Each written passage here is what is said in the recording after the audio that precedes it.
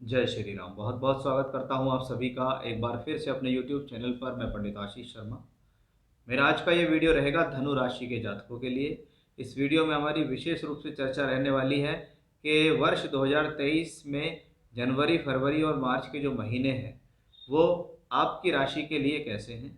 यानी यह वीडियो चंद्र राशि पर आधारित है कि आपके चंद्रमा से कौन से ग्रह कहाँ किस भाव में गोचर कर रहे हैं, उनका आपके जीवन पर क्या शुभ और अशुभ प्रभाव है, ये विस्तृत रूप से चर्चा रहेगी।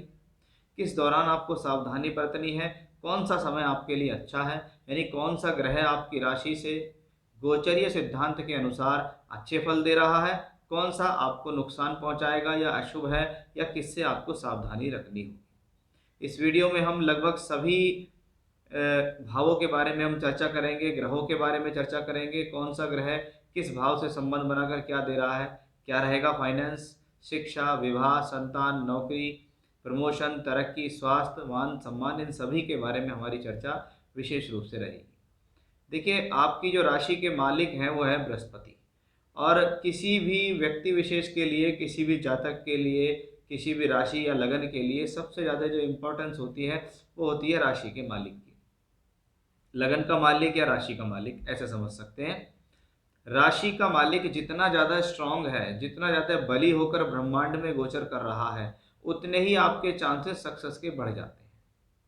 बहुत बार ऐसा होता है कि अच्छी दशा चलने पर भी रिजल्ट नहीं मिलता। फिर व्यक्ति सोचता है कि मेरा अच्छा समय चल रहा है फिर भी मुझे रिजल्ट नहीं मिल रहा। कहीं ना कहीं ब्रह्मांड में उसका जो ग्रह है वो गोचर में खराब चल रहा है। वो पीड़ित है, चाहता तो है आपको देना लेकिन दे नहीं पाता। आपकी राशि के मालिक बृहस्पति हैं, जो राशि चौथे घर के मालिक भी हैं। राशि से चौथे घर के अंदर भ्रमण कर रहे हैं और हंस नामक राजयोग बनाकर चल रहे हैं। इसका मतलब है आपके लिए मान सम्मान स्वास्थ्य सभी के लिए ये बृहस्पति अनुकूल हुआ। यही बृहस्पति चौथे घर के अंदर है तो सुख सुविधाएं देगा, सुख शांति देगा, भूमि जमीन जायदाद प्रॉपर्टी से संबंधित फायदा मिलेगा। जब बृहस्पति चौथे घर से बैठकर नौवें घर को देखता है तो मैं कहता हूँ जब तक ये बृहस्पति यहाँ है तब तक आपके लिए प्रॉपर्टी से इन्वेस्टमेंट के लिए बहुत अच्छा समय है। इस दौरान अगर प्रॉपर्टी में इन्वेस्टमेंट करेंगे तो आपके लिए अच्छा रहेगा। ये समय व्हीकल परचेज के लिए अच्छा है, मकान खरीदने के लिए अच्छा है, प्रॉपर्टी परचेज करने के लिए अच्छा है, घर के अंदर कोई काम करवाना है उसके लिए भी ये कॉम्बिनेशन बड़ा अच्छा माना गया है। चतुर्थेश चौथे घर में अंश योग बना के है, जनता का सहयोग देता है, राजनीतिक क्रियाकलाप से फायदा देता है। यानी सुख शांति के लिए, अच्छे स्वास्थ्य के लिए ये एक अच्छा कॉम्बिनेशन हम इसको मान सकते हैं। अब आपकी राशि के अंदर जब महीने की शुरुआत होती है तो आप देखिएगा जनवरी में बुध तो वक्री होकर चलेंगे वहां, और भाग्य स्थान का मालिक सूर्य वहां पर गोचर करेगा। बुध यहाँ वक्री है। बुध आपके लिए दो केंद्र के मालिक हैं, सप्तम और दशम। अगर दशम और सप्तम की बात करें तो दोनों सेम ही रूपरेखा देने वाले ग्रह हैं, क्योंकि दशम भाव से 10वां घर सप्तम भाव कहलाता है। यानी सप्तम भाव दशम से दशम है। यानी इसको भी हम कार्य क्षेत्र के लिए देखते हैं।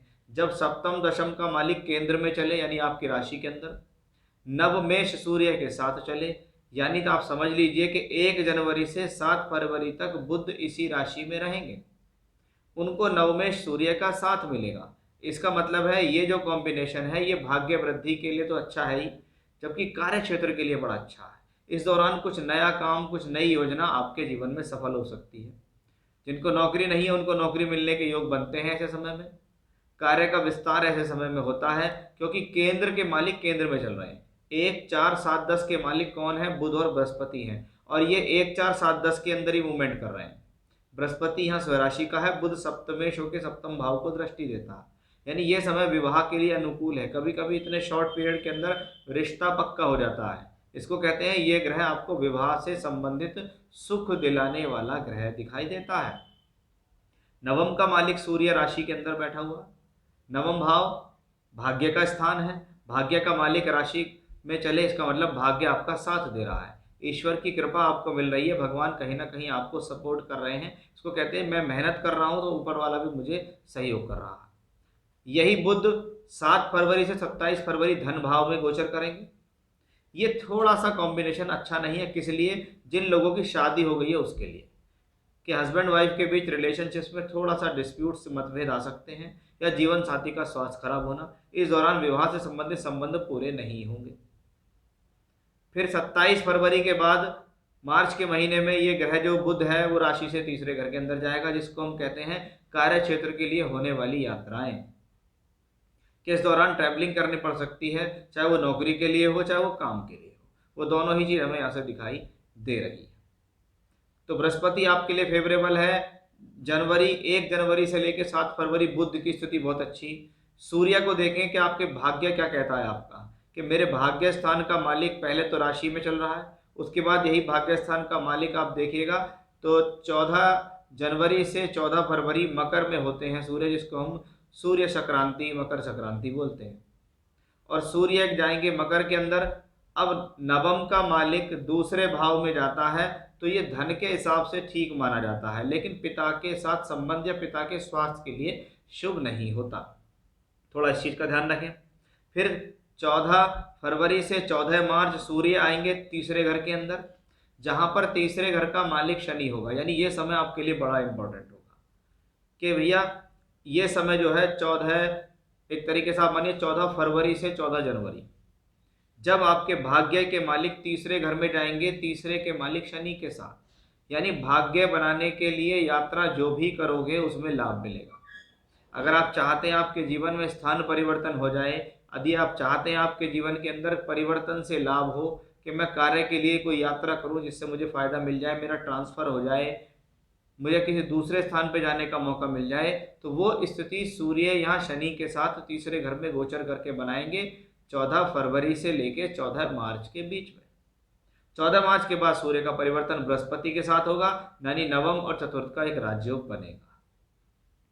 अब शुक्र जो है आपकी राशि के लिए वो प्लेनेट है जो स्वभाव से शुभ है, लेकिन लगन से मित्रता नहीं रखता। जब हम देखते हैं शुक्र की स्थिति को कि शुक्र छठे घर का और लाभ का मालिक है, यानी रोग देने वाला ग्रह, खर्च कराने वाला ग्रह भी यही बनेगा, तो लाभ देने वाला भी ये बनेगा। ये शुक्र जहाँ एकादश का मालिक होकर धन भाव में चलेगा, यानी धन दे रहा है, तो वहीं दूसरी तरफ ऐसी स्थितियों में आपका जो पैसा है वो किसी न किसी प्रकार से बीमारी में खर्च होने का योग इस ग्रह से दर्शित होता है। ये शुक्र मकर राशि में कब तक रहेंगे? शुक्र रहेंगे 29 दिसंबर से 22 जनवरी तक मकर में।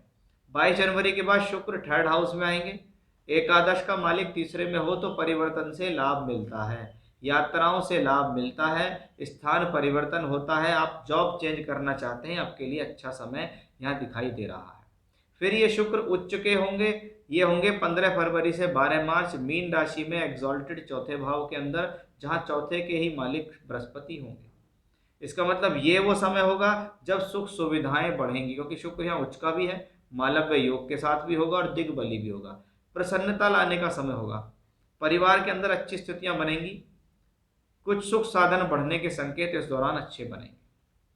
अब राहु आपकी राशि से पंचम भाव में है। पंचम भाव विद्या बुद्धि शिक्षा का है। वहां पे राहु जब अग्नि तत्व राशि में हो तो कहा जाता है कि जोश और जल्दबाजी से जितना ज्यादा दूर रहेंगे उतना आपकी बुद्धि के लिए, आपकी समझदारी के लिए और आपकी शिक्षा के लिए अच्छा है, क्योंकि शिक्षा भाव का मालिक जो मंगल है वो छठे घर में वक्री चल रहा होगा। कब तक है मंगल? यहाँ 13 मार्च तक मंगल में ही। अब पंचम का मालिक छठे में हो, वक्री हो, तो एजुकेशनली रिजल्ट थोड़ा देरी से मिलते हैं, मिलते जरूर हैं, देरी से मिलते हैं। और पंचम में राहु है और यहाँ पे छठे में बैठा है, तो आप अपनी तरफ से कोई ऐसी गलती ना करें जिससे आपकी एजुकेशन खराब हो। वहीं दूसरी तरफ आप ऐसा कोई निर्णय ना लें अपनी बुद्धि से जिससे आपको लॉस हो जाए, क्योंकि पंचम भाव सिर्फ एजुकेशन ही नहीं, पंचम भाव आपके जीवन में बुद्धि भी है, निर्णय भी है। उत्तेजित होने से बहुत बचना है। अब कुछ पॉजिटिव क्या है इसमें कि छठे में मंगल बैठ के भाग्य स्थान को देख रहा है कि व्यक्ति इस दौरान अपनी ही मेहनत से अपने भाग्य को बनाएगा, एक बात। दूसरा, ये मंगल छठे से बैठकर 12वें घर को दृष्टि भी दे रहा है, यानी ऐसे समय में किसी कार्य विशेष को लेकर दूर स्थान की यात्रा होना या खास तौर पर शिक्षा करने के लिए बाहर जाना, शिक्षा करने के लिए विदेश जाना, या आपकी संतान पढ़ने के लिए बाहर जा रही है, वो योग भी इस मंगल से ही आता है। यानी मंगल पंचम का मालिक होकर छठे घर में बैठकर द्वादश भाव पे दृष्टि अपनी राशि को देता है, यानी ये कहीं ना कहीं द्वादश भाव को तो प्रबलता दे ही रहा अपने घर को देखकर। यानी 12वां घर टूर, ट्रैवलिंग, यात्रा, एक्सपोर्ट इम्पोर्ट के लिए अच्छा है। ऐसा कोई काम करते हैं तो अच्छा, मेडिसिन के क्षेत्र में काम करते हैं, टैक्स का काम करते हैं, वकालत का काम करते हैं, सेल परचेज का कोई कार्य कर रहे हैं, एक्सपोर्ट इंपोर्ट का काम कर रहे हैं, दूर स्थान से जुड़कर काम कर रहे हैं, उनके लिए ये मंगल अच्छा है। यानी ऐसा मंगल कहता है कि अगर धैर्य रखोगे, सावधानी से चलोगे, जल्दबाजी से बचोगे तो आपको मैं फायदा ही दूंगा, नुकसान नहीं दूंगा। यानी इस महीने जो थोड़ी सी चेतावनी मंगल से हमें दिखाई देती है उसको हमें यहाँ समझना जरूरी है। जरूरी नहीं है कि हर ग्रह का उपाय ही करा जाए, कुछ उपाय ऐसे भी हैं जो आप स्वयं समझ सकते हैं कि मैंने वो बात समझ ली, मेरा वो काम हो गया। और ईश्वर भी जब भी ब्लेसिंग्स देते हैं जब हम उन चीज़ों को समझते हैं। पहले परिस्थिति को समझो तो सही कि आपको भगवान ने जो विवेक दिया है, जो बुद्धि दिया, उसका इस्तेमाल करो, आप जीवन में आगे बढ़ जाओ। तो कुल मिलाकर 7.5 धनु राशि के जातकों पर रिमूव हो जाएगी 17 जनवरी को। ये काफ़ी बड़ा रिलीफ है क्योंकि शनि राशि से तीसरे घर के अंदर आएंगे। ये आपके लिए एक बहुत बड़ा बदलाव और बहुत बड़ी समस्याओं को हल करेगा, क्योंकि शनि यहाँ तीसरे घर में मूल त्रिकोण राशि के अंदर होके मजबूत रहेंगे। इसका मतलब यह है कि अब शनि परेशान नहीं करेंगे, अब चंद्रमा पीड़ित नहीं होगा। अब चंद्रमा के धन से निकलकर, यानी राशि से दूसरे से निकलकर तीसरे में शनि पहुंच जाएंगे। यानी पहला रिलीफ 7.5 से मिल रहा है, दूसरा रिलीफ बृहस्पति दे रहे हैं, तीसरा रिलीफ सूर्य बुध का राजयोग दे रहा है, चौथा रिलीफ मंगल भी यहाँ दे रहा है। तो ऐसी स्थिति में बिल्कुल सूझबूझ से काम करिएगा। ग्रह आपके लिए काफ़ी अनुकूल वर्ष 2023 के शुरुआती 3 महीने में दिखाई दे रहे हैं। फिर से इसी प्रकार की जानकारी लेकर आपके सामने हाजिर होऊंगा। तब तक के लिए बने रहिएगा मेरे साथ। जय श्री राम।